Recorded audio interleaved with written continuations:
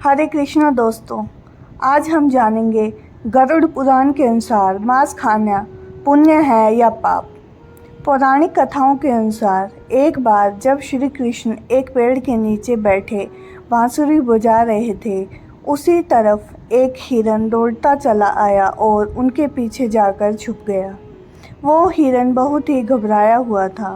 भगवान श्री कृष्ण ने उसके सिर पर हाथ फेरते हुए कहा, क्या हुआ?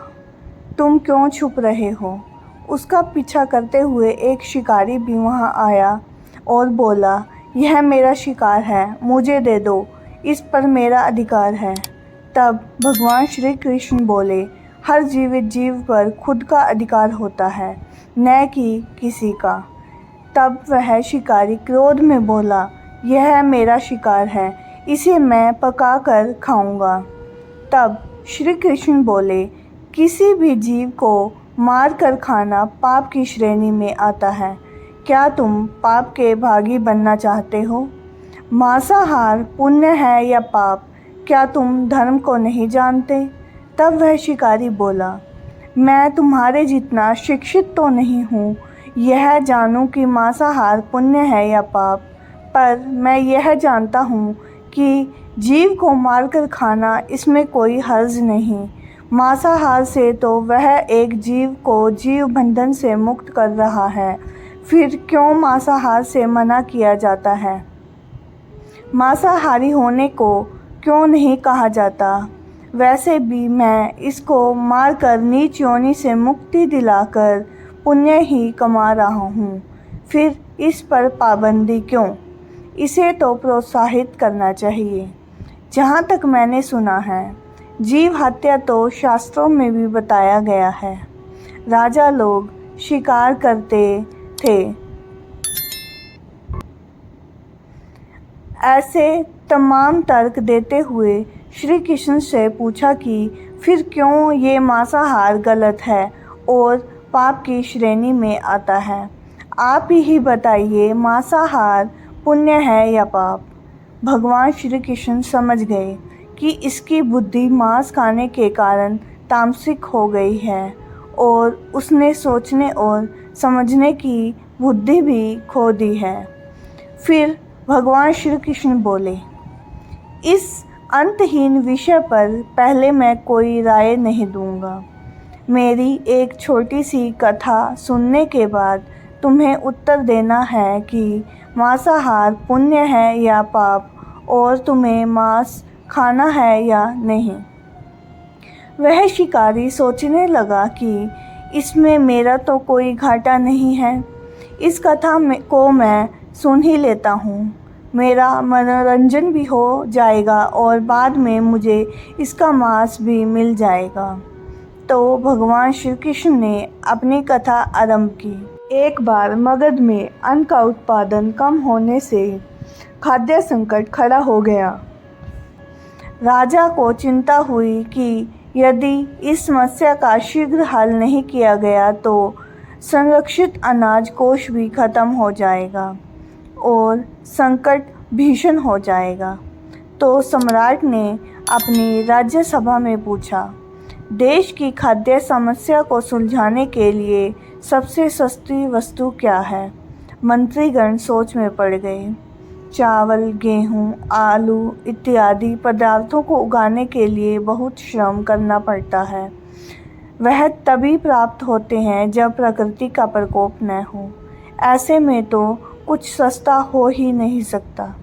तभी शिकार का शौक रखने वाले एक मंत्री ने सोचा कि यही उत्तम अवसर है, क्यों न अंधाधुंध शिकार के लिए राजा की अनुमति ले ली जाए।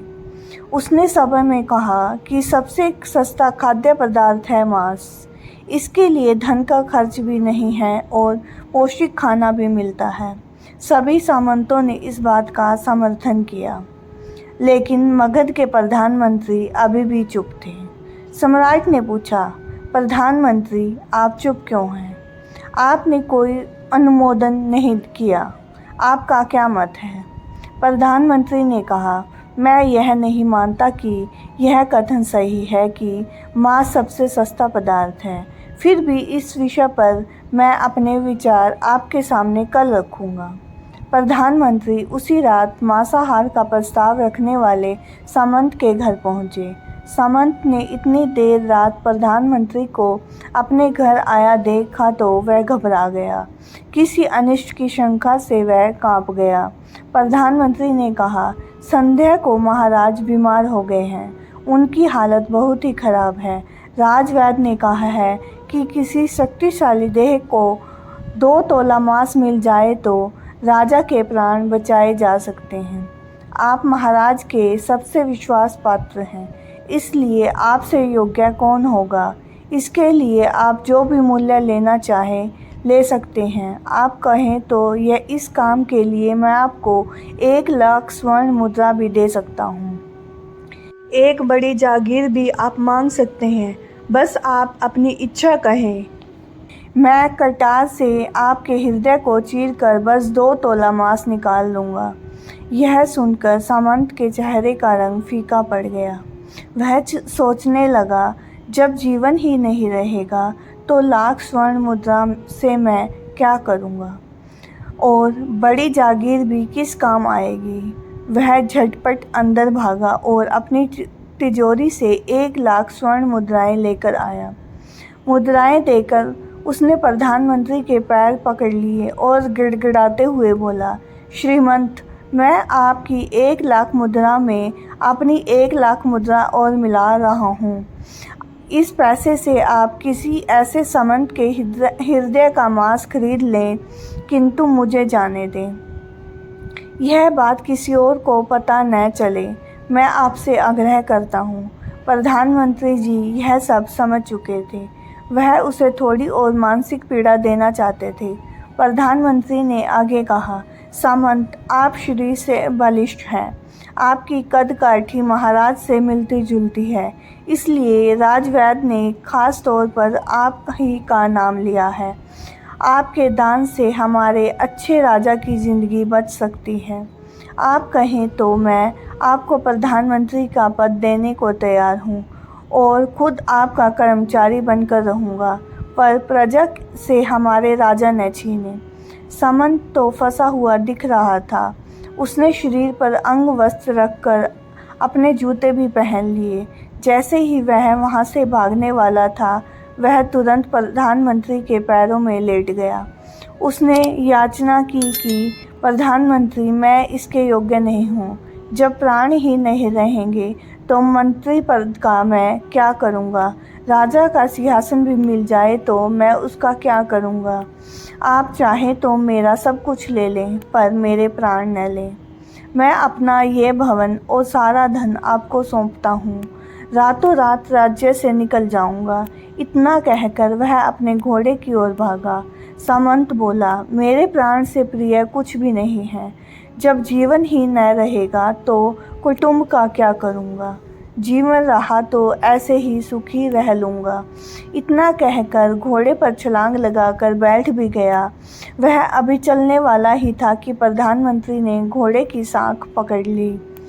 वह सामंत से बोला, भागने की ज़रूरत नहीं है, आप आराम से घर में ही रहो, मैं किसी और का प्रयास करता हूँ। यह कहकर प्रधानमंत्री वहाँ से चले गए। प्रधानमंत्री ने वहाँ से जाने पर सामंत के अंदर कुछ जान तो आई, परंतु बेचैनी बनी रही। उसकी नींद खराब हो चुकी थी। मुद्राएं लेकर प्रधानमंत्री बारी बारी से सभी सामंतों के घर पहुँचे और सभी से राजा के लिए हृदय का 2 तोला मांस मांगा, परंतु कोई भी राजी न हुआ। सबने अपने बचाव के लिए प्रधानमंत्री को लाख और 5 लाख मुद्राएं तक दे दी। इस प्रकार प्रधानमंत्री एक ही रात में करोड़ों स्वर्ण मुद्राएं जमा कर ली। फिर सुबह होने से पहले ही अपने महल में पहुंच गया। अगले ही दिन राजसभा में सभी सामंत समय से पहले ही पहुंच गए। सभी यह जानना चाहते थे कि राजा स्वस्थ है कि नहीं, लेकिन कोई भी किसी से भेद नहीं खोलता था। सबको राजवैद्य की तलाश थी, उनसे ही उन्हें कुछ सूचना मिल सकती थी। प्रधानमंत्री ने सैनिकों को आज्ञा दे रखी थी कि जब तक महाराज राज्यसभा में न आए किसी भी सामंत को भी महल से बाहर जाने की आज्ञा नहीं है। राजा सभा के अपनी चिर परिचित गति में आए और अपने सिंहासन पर आकर बैठे। सभी सामंतों ने देखा कि कहीं से भी राजा उन्हें अस्वस्थ नहीं लगे। उन्हें तो कुछ हुआ ही न था। प्रधानमंत्री ने उनसे झूठ बोला। हर सामंत के मन में यही विचार चल रहा था, पर कोई भी किसी और को कुछ भी न बोल रहा था। तभी प्रधानमंत्री ने राजा के समक्ष 1 करोड़ स्वर्ण मुद्राएं रख दी। राजा ने पूछा, ये स्वर्ण मुद्राएं किसके लिए हैं और कहाँ से आई? प्रधानमंत्री ने कहा, 2 तोले मांस के लिए इतनी धनराशि जुटाई है, पर मांस न मिला। अपनी जान बचाने के लिए सामंतों ने यह मुद्राएं दी हैं।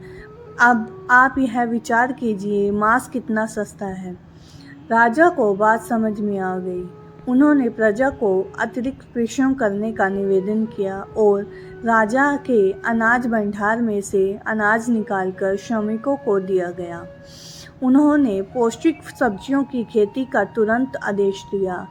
वह 1 करोड़ स्वर्ण मुद्राएं इसी कार्य के लिए और श्रमिकों के कल्याण के लिए खर्च की गई। ऐसे साग सब्जी तेजी से उगी जिससे प्रजा का कल्याण भी हुआ और पौष्टिकता भी मिली। कुछ समय बाद मौसम अनुकूल हुआ और खेती लहलाने लगी। इस प्रकार राज्य से खाद्य संकट दूर हुआ। तो दोस्तों, जीवन का यह मूल्य भगवान श्री कृष्ण हमें इस कथा के जरिए समझाना चाहते हैं कि हम यह न भूलें कि जिस तरह हमें अपनी जान प्यारी है, उसी तरह सभी जीवों को अपनी जान प्रिय होती है। अपने दिल के जानिए पराये दिल का हाल। यदि संसार के संबंधों से मुक्त करने का तर्क सही है, यदि जीव हत्या जीव को संसार बंधन से मुक्त करने का सही तरीका है, तो अत्याचारी द्वारा किया मनुष्य को मारना भी उचित है। वह भी ये तर्क दे सकते हैं कि वह जीवन के दुखों से आप लोगों को मुक्त कर रहे हैं। अगर किसी के लिए भी अपना जीवन बोझ होता तो कभी भी अपनी जान बचाने के लिए संघर्ष नहीं करता, जान बचाने के लिए भागता नहीं। जो आपके सामने असहाय हो जाता है, उसे प्राण गंवाने पड़ते हैं। जिन जीवों को मारकर आप खा रहे हैं, उन्हें तो प्राण बचाने का अवसर भी नहीं मिलता। बर्बरता सिर्फ यही नहीं है, यहाँ सिर्फ मानव का रक्त बहता है। बर्बरता तो उसको भी कहा जाता है जहाँ आपने स्वार्थ के लिए किसी जीव की हत्या कर दी जाए। हम अंत समय में जिंदगी भर के पापों के लिए जिंदगी भर अच्छे कर्म करने की कोशिश करते हैं, परंतु हम भूल जाते हैं कि जब वह जीव हमारे लिए काटा गया और हमारे लिए तड़फा, उसका श्राप हमें इस जीवन में ही नहीं बल्कि अगले जीवन तक नहीं छोड़ता। श्री कृष्ण जी से यह ज्ञान पाकर शिकारी परिपूर्ण हो गया और उसे ज्ञान की प्राप्ति हो गई और वह जान गया कि महानता जीवन लेने में नहीं बल्कि जीवन देने में है। शिकारी भगवान के आगे हाथ जोड़कर वहाँ से चला गया और उसने कसम खा ली कि वह अपने संपूर्ण जीवन में किसी भी जीव को कभी चोट नहीं पहुँचाएगा। तो दोस्तों, कैसी लगी आपको यह कहानी? कमेंट्स में अपनी राय और जय श्री कृष्णा लिखें। जय श्री कृष्णा। अगर आपको यह स्टोरी पसंद आई है तो चैनल को सब्सक्राइब करें और बेल आइकन को दबाएं।